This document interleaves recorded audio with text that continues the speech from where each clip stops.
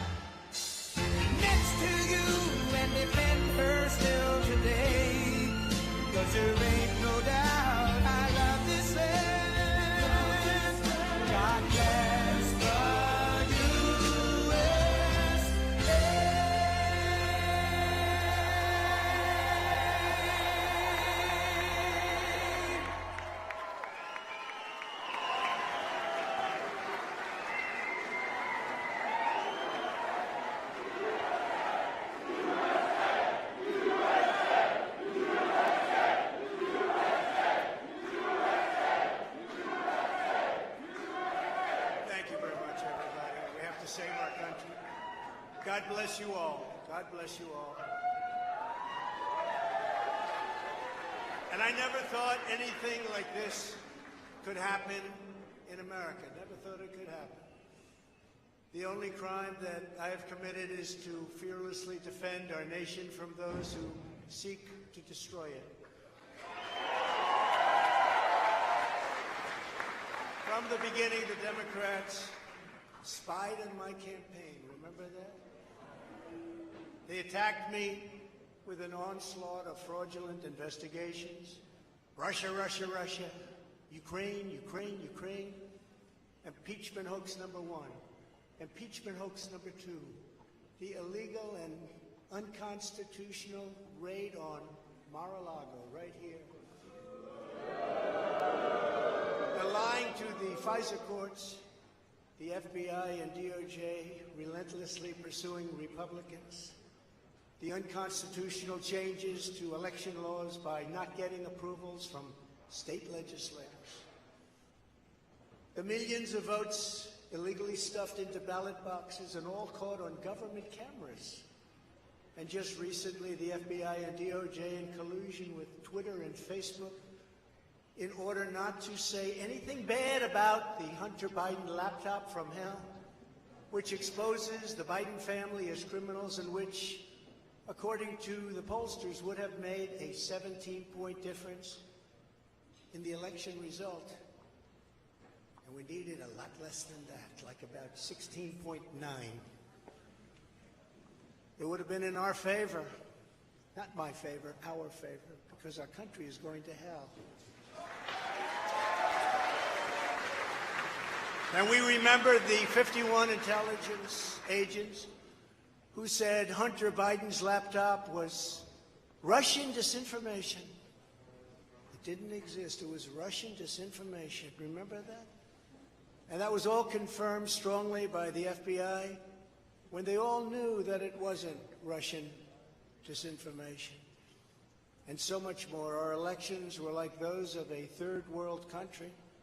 And now this massive election interference at a scale never seen before in our country, beginning with the radical left, George Soros-backed prosecutor Alvin Bragg of New York, who campaigned on the fact that he would get President Trump. I'm going to get him. I'm going to get him. This is a guy campaigning. You want to get President Trump at any cost, and this before he knew anything about me, didn't know a thing about me. He was campaigning. As it turns out, virtually everybody that has looked at this case, including rhinos and even hardcore Democrats, say there is no crime and that it should never have been brought. Never have been brought. Everybody. Even people that aren't big fans have said it. They said this is not the right thing to do. It's an insult to our country, as the world is already laughing at us for so many other reasons, like our open borders, our incompetent withdrawal from Afghanistan, where we left behind American citizens, $85 billion worth of the best military equipment in the world, lost 13 magnificent young lives, and far too many to mention that are so badly hurt with the loss of arms and legs and facial obliteration. The most embarrassing time in our country's history, in my opinion. Then our give up on energy independence and even energy dominant. We're going to be dominant within 6 months, more than any other nation times 2. We had this all just 3 years ago. Our raging crime statistics, if you look in Democrat-run cities, numbers the likes of which we have never seen before. The open threats by various countries of the use of nuclear weapons, something never mentioned or discussed by outside nations during the Trump administration, and which could very well lead under the Biden administration's leadership to an all-out nuclear World War III. Can happen. We're not very far away from it, believe it or not. An economy that has been crippled by the biggest inflation we have seen in more than 60 years, and a military that I used to defeat ISIS in 4 weeks. They said it would take 4 years. 4 weeks. To kill al-Baghdadi and Soleimani, that has now gone woke at the top levels by trying to indoctrinate everyone down to the lowest ranking patriot. But now they have really stepped up their efforts by indicting the 45th President of the United States, who received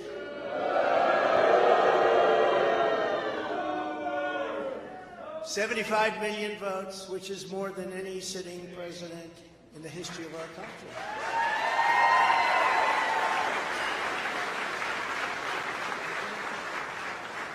And in the wings, they've got a local racist Democrat district attorney in Atlanta who is doing everything in her power to indict me over an absolutely perfect phone call, even more perfect than the one I made with the president of Ukraine. Remember, I kept saying that's a perfect call. This one was more perfect.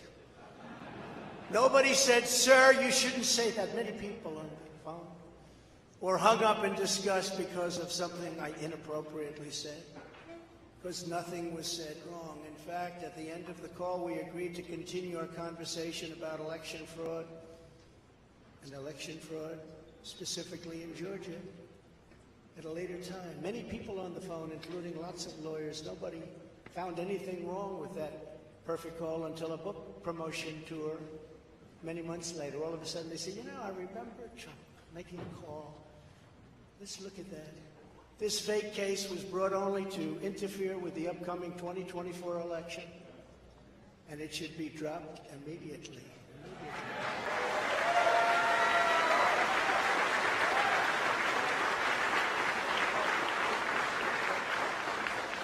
Then you have a radical left lunatic known as a bomb thrower who is harassing hundreds of my people day after day over the boxes hoax. You know, the boxes hoax, as we call it. Just so everyone knows, I come under what's known as the Presidential Records Act, which was designed and approved by Congress long ago just for this reason. Under the Act, I'm supposed to negotiate with NARA, the National Archives and Records Administration, which as of this date is a radical left troublemaking organization that red flags the Constitution of the United States and the Bill of Rights as dangerous and triggering. Can you imagine? This is what we have to deal with. But there is no criminality under the Presidential Records Act. That is not what it's all about. We were negotiating in very good faith, proper way, in order to return some or all of the documents that I openly and in very plain sight brought with me to Mar-a-Lago from our beautiful White House, just as virtually every other president has done in the past. When FBI and DOJ officials with NARA were here, I told my lawyer to show them the very secure storage room in which they were locked. The FBI's sole request in writing was, could you please put another lock on the door? We immediately complied.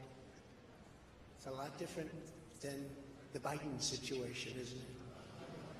The next thing I know, we were raided by many gun-toting FBI agents who took whatever they wanted, including my passports and medical records.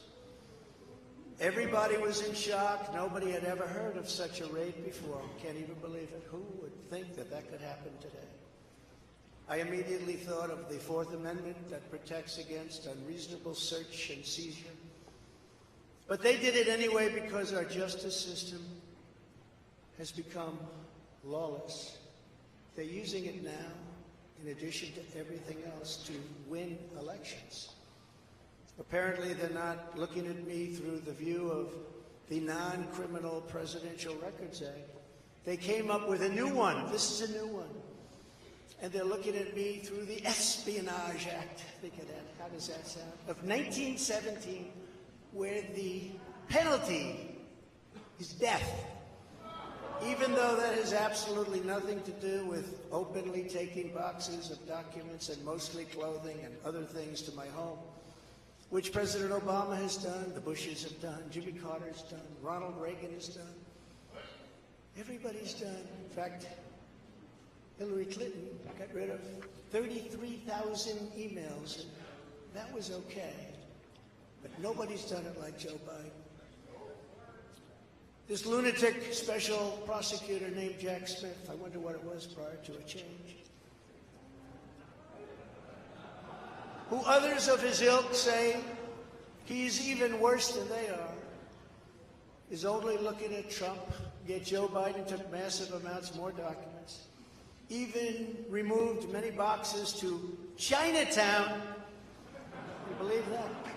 Just got $10 million from China. Where did that come from? I guess they were banking on Hunter's expertise, and had others stored in unsecured offices in Pennsylvania and strewn all over his garage floor, where his now very famous Corvette is also stored. All over the floor, including classified documents. But that's okay. Perhaps most importantly, he has 1,850 boxes in Delaware, which he is refusing to give up. But isn't that real obstruction? That's obstruction. As president, I have the right to declassify documents, and the process is automatic if I take them with me. It's automatic, declassified. Biden was vice president. He had absolutely no right to declassify as vice president. He doesn't come under the Non-Criminal Presidential Records Act. He comes under the very criminal Federal Records Act, unfortunately for him, but it's not going to matter because they don't follow the law, which has very severe penalties. He had classified documents that he took while he was a senator, which is absolutely inexcusable. And other senators, including Democrats, are outraged. But he's not being harassed and hounded like the people who work for me are. In fact, they seem to have forgotten about his documents entirely. So many, thousands and thousands. It's okay with him. They like to say that I'm obstructing, which I'm not, because I was working with NARA very nicely until the raid on my home. But Biden is obstructing by making it impossible to get the 1,850 boxes or explain why many documents were located in Chinatown. Can't explain it. Why were they in Chinatown? I don't know. Lastly, I'm under investigation This time a civil investigation by another racist in reverse, who also campaigned on, "I will get Trump. I will get him." This was her campaign. Never ran for office. "I will get him." Her name is Letitia James. And she proclaimed while campaigning, quote, "I look forward to going into the office of the Attorney General every single day, suing him, and then going home." Before she knew me. She announced, "What is fueling my soul right now is Trump." And that she had her eyes on Trump Tower. Those eyes are focused on Trump Tower. Didn't know the young lady. She even assured her supporters in an election promise that we're going to definitely sue him. We're going to be a real pain in the ass. He's going to know my name personally.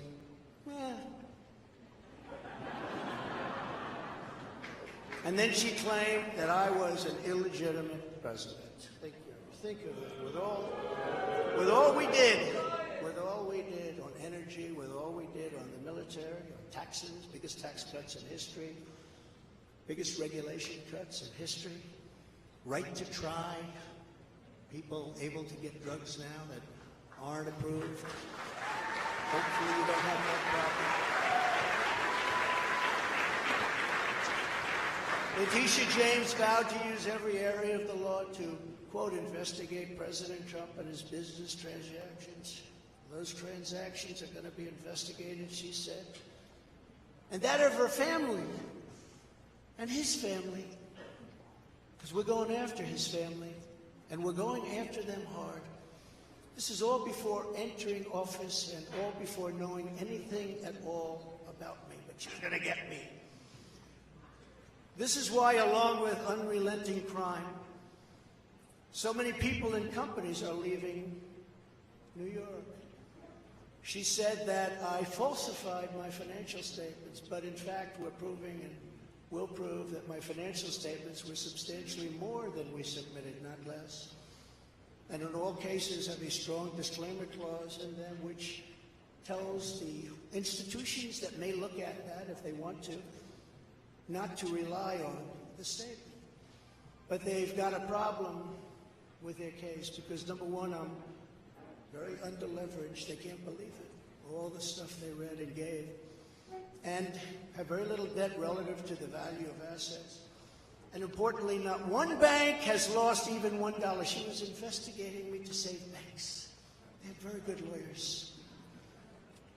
But they didn't lose $1 with us during this period of time. In fact, the banks we're talking about made almost $200 million off Donald Trump, and they liked me very much. We never missed a payment, never got a default notice, had a great relationship with all of them. I don't need banks. I have a lot of cash. I built a great business with my family, built a fantastic business.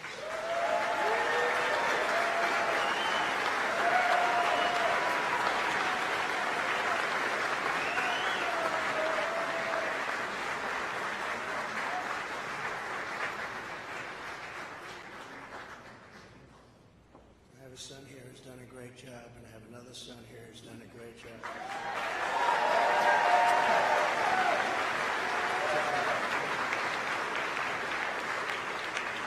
And Ivanka and Barron will be great someday. He's tall, he's smart, but I have a great family, and they've done a fantastic job, and we appreciate it very much. They've done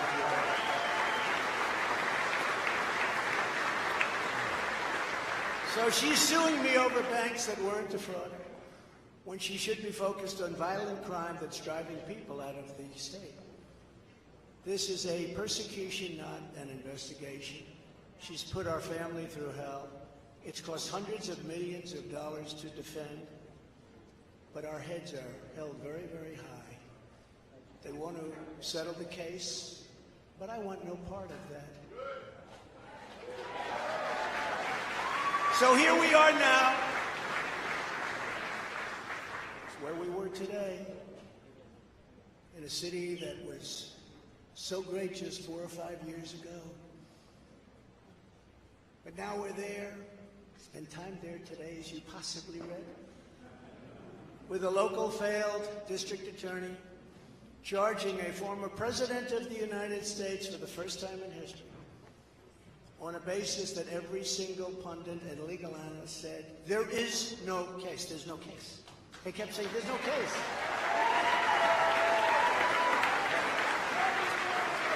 Virtually everyone. But it's far worse than that, because he knew there was no case. That's why last week he delayed for a month and then immediately took that back and threw this ridiculous indictment together. Came out today, everybody said, this is not really an indictment, there's nothing here.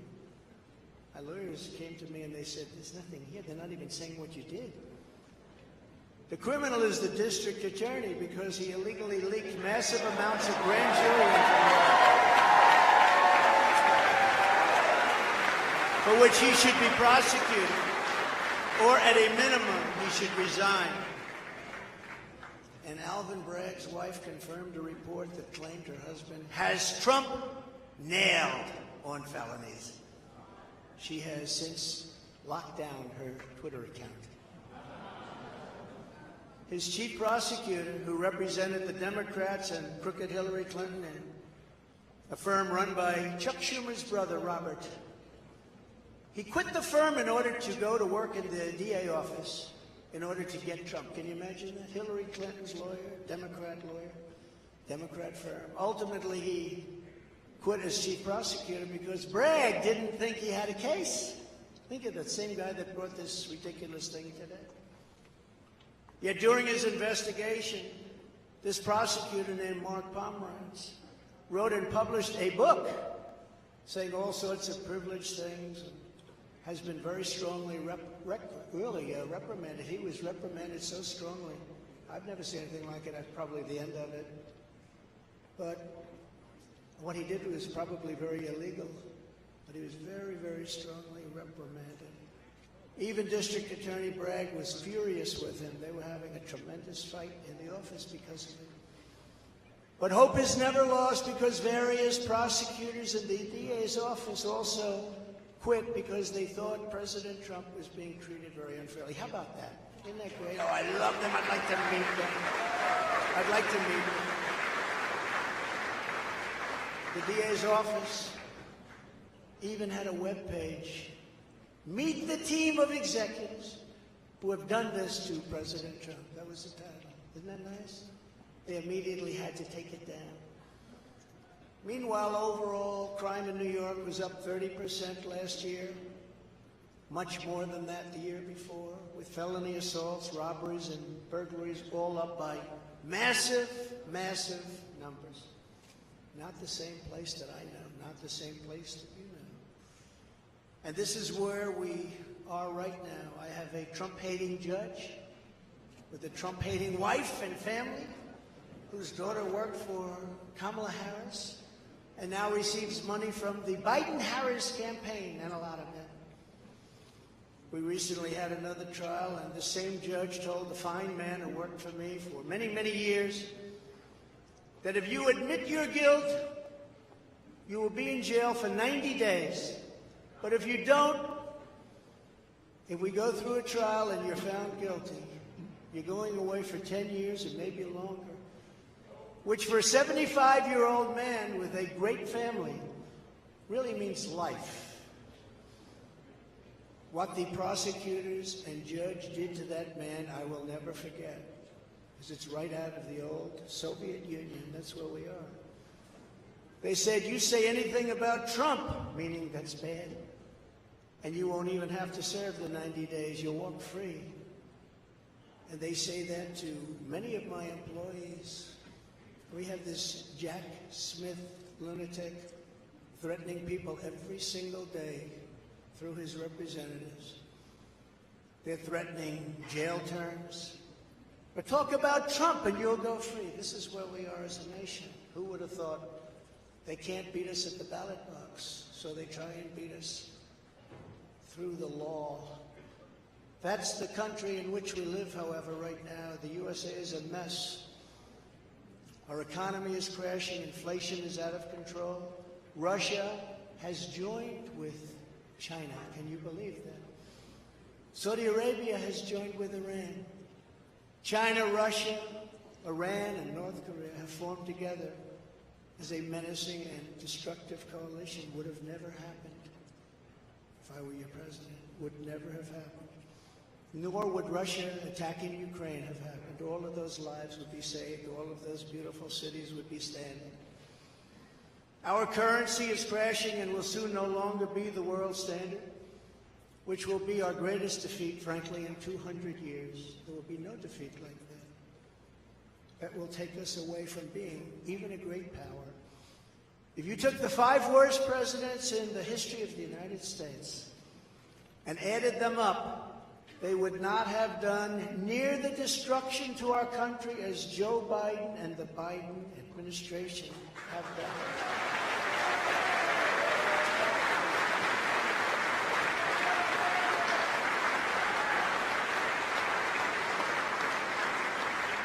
Incredibly, we are now a failing nation.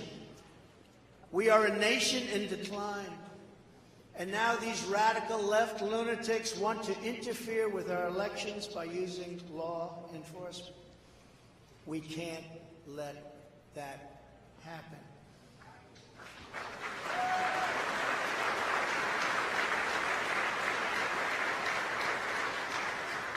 With all of this being said, and with a very dark cloud over our beloved country, I have no doubt, nevertheless, that we will make America great again. Thank you very much. God bless you, and God bless America. Thank you very much, Al.